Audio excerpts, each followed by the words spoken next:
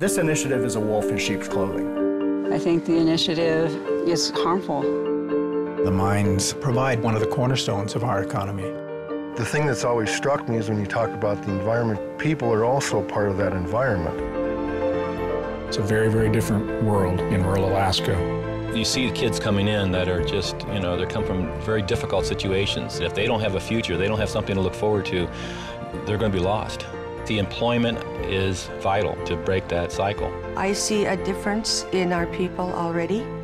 Once they began working at the mine, they are standing up straight, they are walking forward, and they're walking with pride, and this is what we want. Here we are in Alaska, just at the beginning of developing our economic potential, and we are being substantially threatened by this recent initiative action.